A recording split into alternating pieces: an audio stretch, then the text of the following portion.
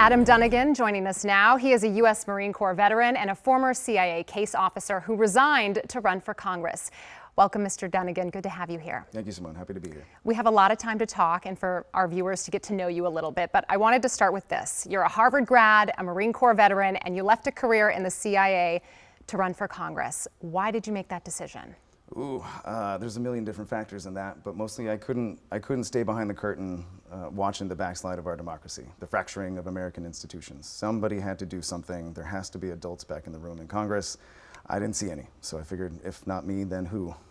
Well, I thought this was really fascinating because on your Substack, you said that you blew up your life to do politics, even down to your 401k. Can you talk to me about that? Yes, ma'am. So I was 3 years shy of 20 years of federal service between all my intelligence time and Marine Corps time.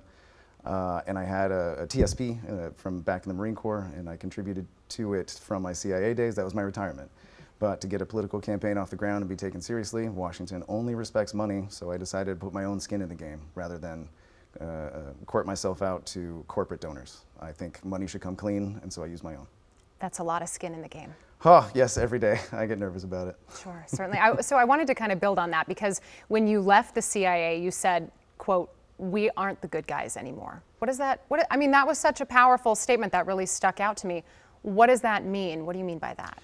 I mean that the U.S. government, or the U.S. as a presence on the world stage in multilateral institutions like NATO and the UN, in bilateral relationships like with our allies in Europe, we have become the villains. You know, we launch trade wars needlessly. We launch actual wars like in Iran that sucks in the entire region. That war itself is going regional right now. We just put out a product this morning on that, trying to keep people educated. We are using the same tactics in that war that the Russian Federation uses to delay and degrade Ukraine. You know, we promise negotiations and then we resume bombing at our leisure. And we are no longer good faith actors on the world stage. It's just true, and I hate saying that. So I still have all the love in my heart for my colleagues back at CIA.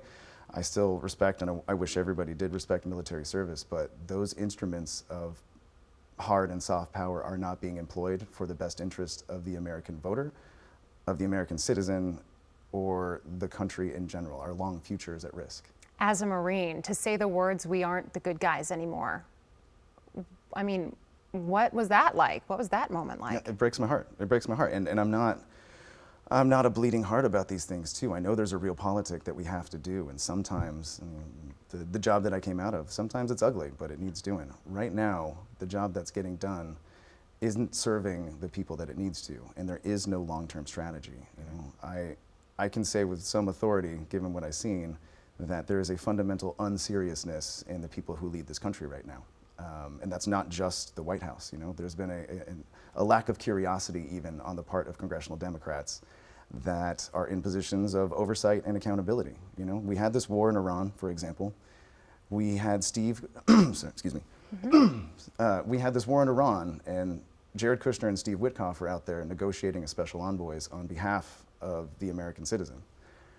They have never been called to account in front of Congress under oath to explain exactly what happened and when. There's been no accountability. And there are Democrats on the subcommittee in charge of oversight for special envoys.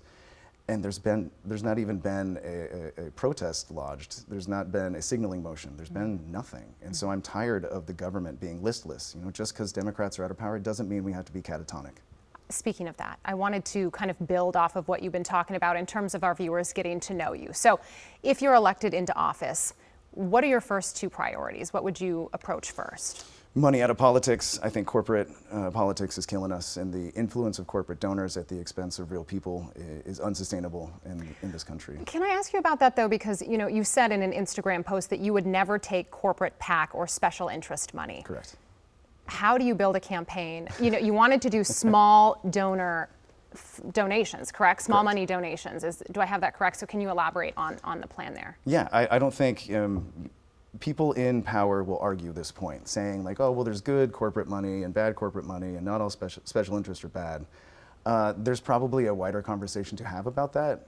The American people don't care, and perception is reality. So if you're in bed with defense tech or AI companies, especially here in Virginia where they're selling our futures out to data centers, the people don't care about the nuance. They just can't trust politicians that take special interest or corporate money. So you build a campaign by getting real people to believe in you. Maybe with a CV like mine, people can believe in me, and I think our fundraising indicates that. Well, I think of candidates like AOC, Bernie Sanders, right? You know, they kind of have shown that it was possible to build campaigns off of those small donors. But they also benefited from national attention. They benefited, in some cases, from outside spending. What makes you confident that this model will work for you?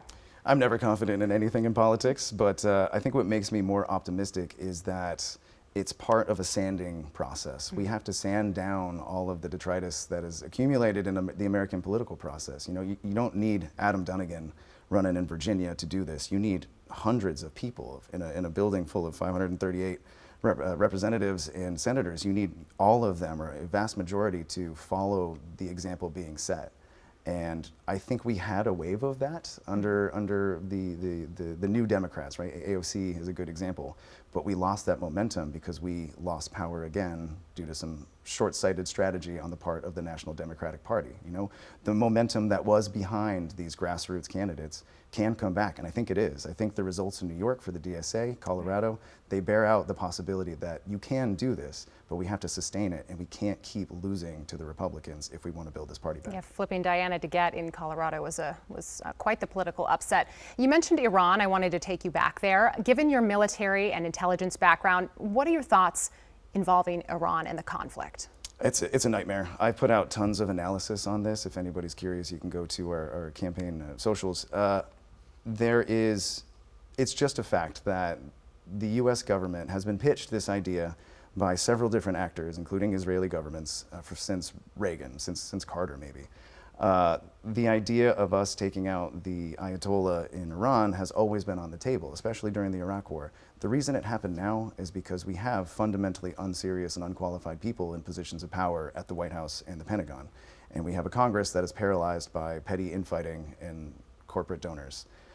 The war itself, you know, we haven't been shooting for a couple days, but that means nothing because the policy coming out of the U.S. government generally is schizophrenic. And I don't know how to fix that without completely cleaning the table from the people who caused this. Anybody who sold us out, who created the situation, they all got to go. But anybody who let it happen on their watch, they got to go too. There has to be electoral consequences. So let's say you get elected. Let's say, what is your path forward here in terms of the war with Iran? Do you think? How do you even begin to get out? What would your plan here be, in essence? I think the sunlight is the best disinfectant on this. If we take the House and the Senate this time, and it is possible, it's going to be dicey, but it's possible, right? If we get electoral power back in Congress, the power of the purse is the best thing we can do. We can hold back the defense spending, we can rein in the Pentagon until 2028 comes around, and hopefully we get a Democratic president in 2028. That's not a guarantee either. And what really scares me is that the MAGA crowd can use this war to drum up support, wrap themselves in the flag, just like they did with Iraq, just like they did with Afghanistan. I fought in those wars.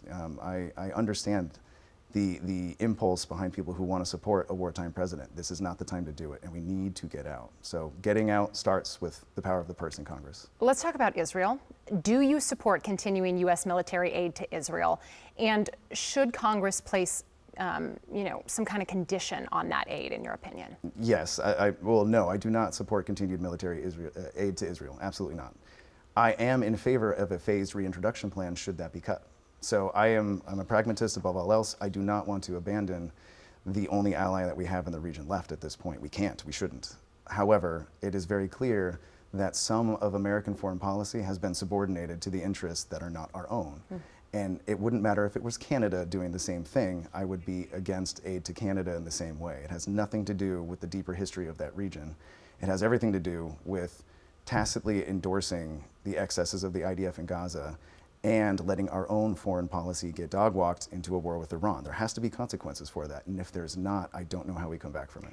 Let's talk about the economy and affordability, because when we talk to voters, we're hearing time and time again, it's too expensive. The cost of living is just crippling, from housing to groceries to childcare. What's the one policy you believe would make the biggest difference for Virginia families? Universal health care, 100%. How would you pay for it? Single-payer health care. You could close the tax loopholes that the data center companies are currently enjoying. AI companies are raking in profits and expanding massively, right? In neighborhoods that are often low income. One of the data centers that's being discussed and planned for my district is less than 100 feet away from residential area, and it's lower income residential area. So these people who can't get health care are living in the literal shadow of a system that cares not for their health. Let me go back to that. So your route here for not raising taxes significantly by implementing universal health care would be to go the data center route and to use some of the revenue from there. Do I understand that? Yes, but only in so much as we're already giving away about $2 billion a year in tax incentives to these companies to build here. We don't have to do that. It's not actually raising any taxes to just make billionaires, now trillionaires, and data center companies pay their fair share, just like every other company has to do. Do you think people hear universal child care or universal health care, and it makes voters nervous if they're more moderate? I mean, what's been your experience? And when you talk to people, Virginia voters, and you float that idea to them, what is their response? It's overwhelmingly positive. I have not heard anybody get skittish when I say single-payer health care or universal health care. Okay. I do hear them get skittish when I say Medicare for all, because Medicare for all is a political brand at this point. And a lot of people, yeah, you're right, more centrist Democrats and center-right Republicans and MAGA, God help you, but they will lose their minds if they hear Medicare for all because they have these associations with it, and whether that's political or factual or their experience with Medicare. I have not encountered significant resistance to the universal healthcare or single-payer healthcare. I think we have to go through with that. Let's talk about, as we branch off on this topic a little bit, health insurance premiums and out-of-pocket costs. They're just rising, right? We're hearing families talk about this. Yep. You know, especially after we saw those pandemic-era subsidies evaporate and expire. What is your plan, again, to make healthcare more affordable in the short term? In the short term, I think a restoration of the stipulations in the ACA that were gutted by this administration. Congress can do that. They can approve that. I think there's enough bipartisan support. There's enough people suffering, even in deep red districts around the country, that they could get behind this. Okay, because that was my next question. If you have a combative, you know, no bipartisan support truly, I mean, is that a practical answer? It is not. No, you need somebody who can operate in the margins. But I think part of that is just playing intellectual judo with the other side. We need to do politics again. You know, Republicans got really good at playing the worst kind of politics. We need to start doing actual politics again in the Democratic Party. Intellectual judo in practice would look like Would what? look like, okay, we want progress on energy, right? We want to decouple from the petrochemical industry and remove the influence of oil as a motivator for American foreign policy.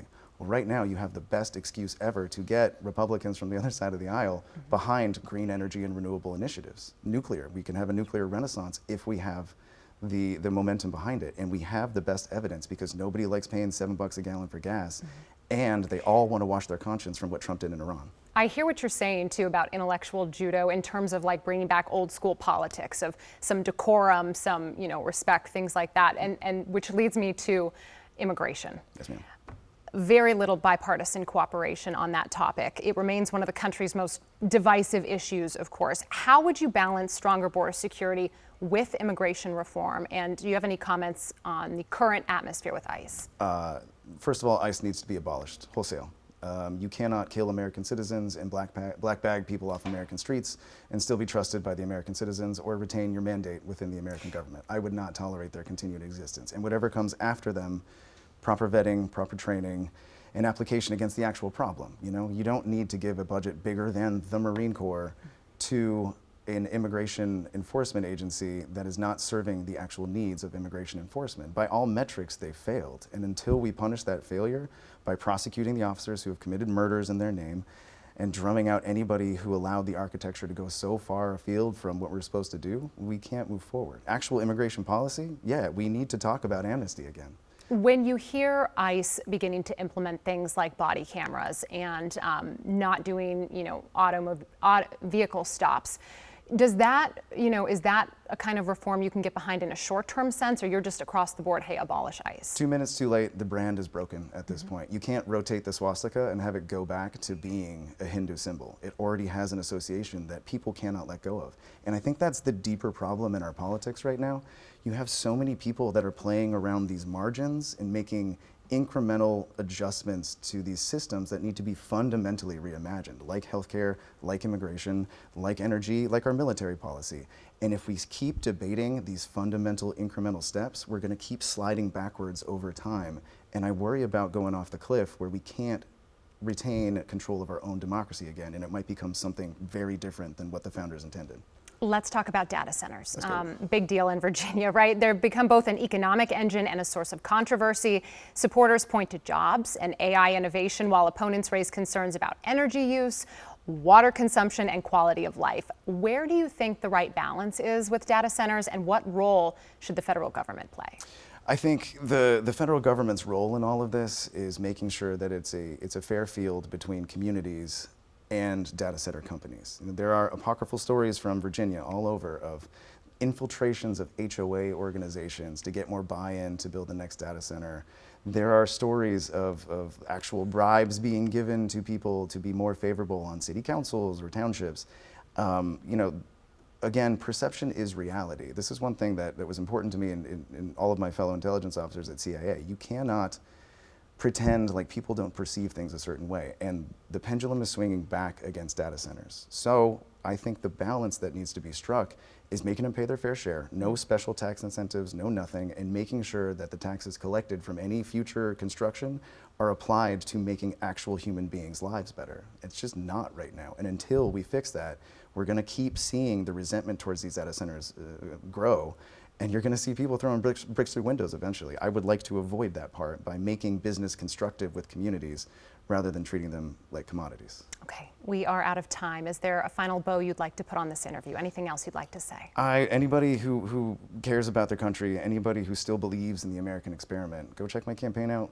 I'm trying to do something different. And my pledge to not self-enrich and donate half my income back to my district when I'm in office, I think it's interesting, and I haven't found another candidate doing it. If you have found one, send it my way.